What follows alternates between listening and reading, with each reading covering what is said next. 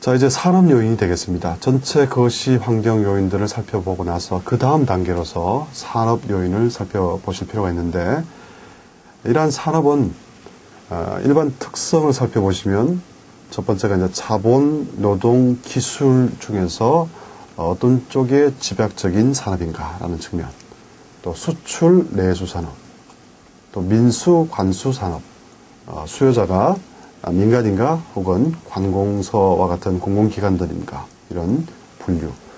또 생산 체제라는 측면에서는 시장 생산인가 아니면 주문 생산인가 라고 하는 것이 일반적인 특성으로 좀 다뤄져야 할 내용들이 되겠습니다.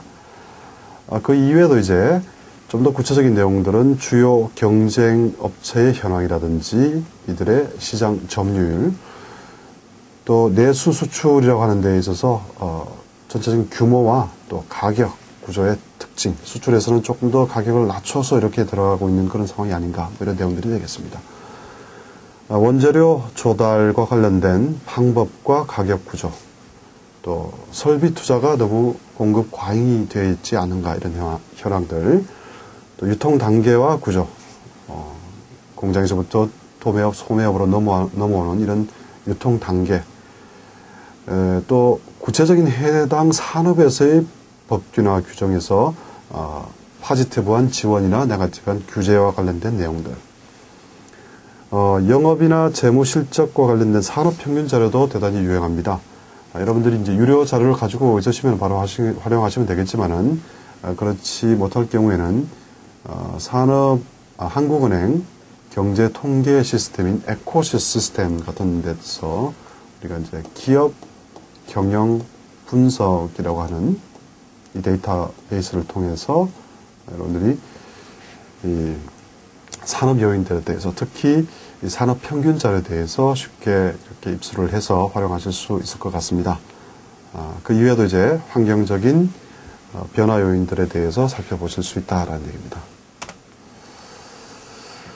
다음으로 이제 산업 분석의 틀을 살펴보시면 수급 구조 특성이라는 측면에서 수요와 공급이라고 하는 측면들이 살펴보실 필요가 있고요. 일반적인 좀 경제학 원론적인 얘기가 되겠습니다만은 수요 공급의 결정 요인이라든지 또 전체적인 수요 상황을 분석해서 수급 상황을 분석해서 어느 쪽이 과잉인가 또 어느 쪽이 부족한 측면이 있는가라는 것을 살펴보실 필요가 있겠습니다.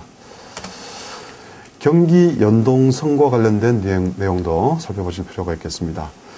대부분의 산업은 경기 순행적인 측면이 있겠죠. 대부분이 순행하는데 그 중에서 일부는 역행하는 그런 상황이 있을 때는 좀 특별한 산업적인 특성으로 파악을 해내실 필요가 있고요. 보통 예를 드는 것이 이제 중고 제품이라든지 과거에는 소주, 담배, 라면 같은 산업들이 경기에 역행한다, 뭐 이런 사례로서 얘기를 했습니다만은 최근 사례는 조금 달라진 것 같긴 합니다.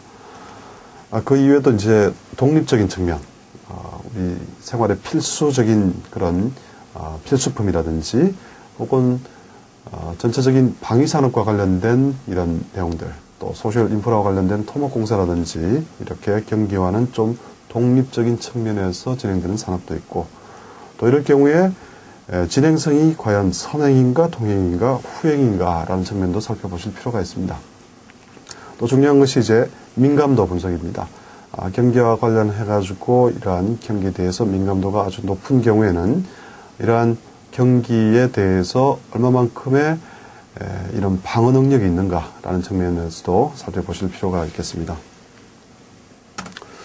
자, 시장 형태를 비교를 했을 경우에 이런 독점 또 완전 경쟁이라고 하는 측면에서 살펴보실 필요가 있고, 대부분의 기업 같은 경우에는 독점이라든지 완전 경쟁보다는 이렇게 중간 과점과 독점적 경쟁 상태가 있는 것이 대부분일 것이고, 우리가 크게 봤을 때 이제 독점 같은 경우에는 가격 지배자, price maker 이렇게 특징을 짓고요. 완전 경쟁 같은 경우에는 price taker다 이렇게 특징을 좀 극단적으로 이렇게 구분해서 활용을 하고 있죠. 가격 지배력이라는 측면에서 좀 구분을 하고 있다는 겁니다. 그러나 현실적으로는 과점이나 독점적 경쟁 상황들이 대부분인 것 같고, 특히 이 독점적 경쟁 같은 경우에는 상품이 이질적이다라는 측면에서 특징을 이렇게 얘기를 하고 있습니다. 자, 그 다음에 산업 수명주기 이론이 되겠습니다. 일반적으로 이렇게 산업 수명주기 이론 같은 경우에는 그래프상으로 이렇게 도입기가 있으면 성장을 했다가 일정 부분에서 성숙기에 이르고 결국 쇠퇴기에 이르는 이런 단계를 거치게 된다. 혹자는 이렇게 R&D 단계까지로 해서 5가지 단계를 얘기를 하고 있지만, 이런 각각의 단계에 따라서 어떤 특징적인 모습을 보인다는 것이죠. 그래서 산업을 분석을 할 때 이런 산업 수명 주기를 활용을 해서 분석을 할 수 있다라는 겁니다.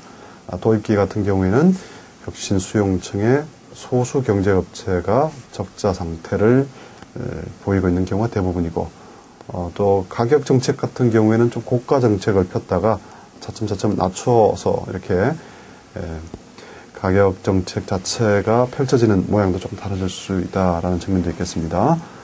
성장기의 내용들, 그 다음에 성숙기의 내용들, 쇠퇴기로 언젠가는 대부분 산업들이 귀결이 되기 마련이고, 성숙기에서 뭔가 새로운 좀 아이템을 찾지 않으면은 이렇게 큰 4가지 혹은 5가지 단계를 거치게 된다라는 것이 산업 수명 주기 이론에서의 내용들이 되겠습니다. 자, 산업 연관 분석, 투입과 산출을 알아보는 그런 거시경제 해부도라고 할 수 있겠습니다.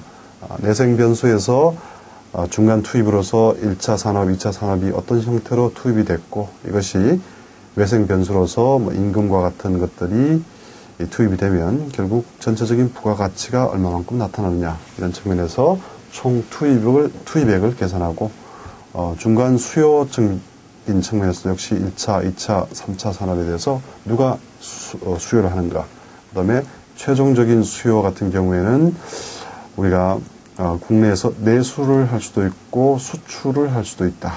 이렇게 크게 최종 수요처가 누구인가에 대해서도 나눠볼 필요가 있을 것 같습니다. 이런 중간 수요, 최종 수요를 다 합쳐서 우리가 총 수요라고 했을 때 이 중에서 수입 부분이 빠지면 바로 총 산출액이 되고, 결국 이러한 총 투입액과 총 산출액의 관계를 우리가 확인해 보는 것이 산업 연관 분석의 내용이 되겠습니다. 특히 이제 이런 산업 연관 분석과 관련해서 우리가 시사점은 해당 산업에 대한 전방 산업과 후방 산업에 대한 분석이 같이 좀 이루어져야 된다라는 측면이 있겠습니다.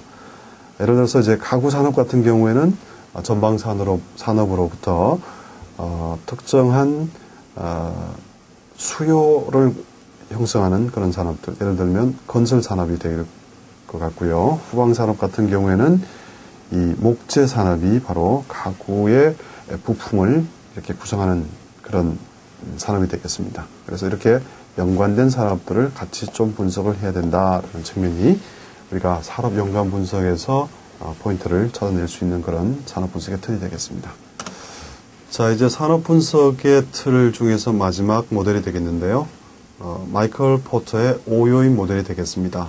흔히 경쟁 구조 분석이라고 하는 그런 토픽으로서도 활용이 되고 있는 내용들인데, 이런 5가지 요인들을 통해서 산업 분석을 해보자라는 그런 모델이 되겠습니다.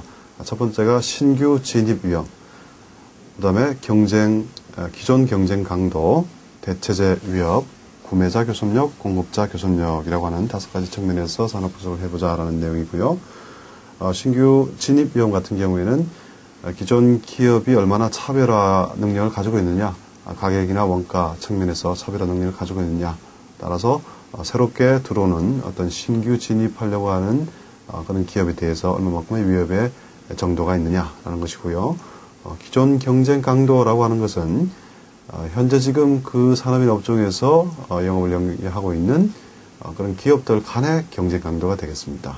수가 많으면 경쟁 강도도 세질 것이고, 그러나 단순히 수가 많다기보다는 설비 투자가 좀 공급 과잉이 되어 있는 이런 상태의 경우에는 아주 경쟁 강도가 높다, 이렇게 파악이 되는 그런 내용들이 되겠습니다.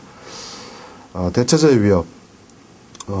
기술적인 측면에서 새로운 기술이 개발이 돼가지고 기존 기술을 뛰어넘는 그런 대체제가 나올 수가 있겠죠.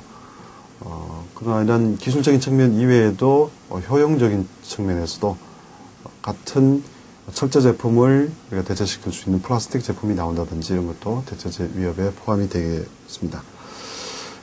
그 다음에 이제 구매자 교섭력, 공급자 교섭력이라고 하는 것은 이제 결국 뒤집어 놓으면은 같은 얘기가 되는데, 우리로 봤을 때 예를 들어서 구매자 교섭력 같은 경우에는 우리의 판매처와의 교섭력이 되겠습니다. 누가 더 힘이 센가. 그래서 예를 들어 중소기업이 대기업을 상대로 할 때는 대기업 측에 아무래도 구매자 교섭력이 더 센 그런 상태가 되겠습니다. 여러 가지 요인들을 감안해서 어느 쪽에 바게닝 파워가 더 큰 것인가, 이런 측면에서 파악을 하는 것이 마이클 폴트의 5요인 모델이 되겠습니다.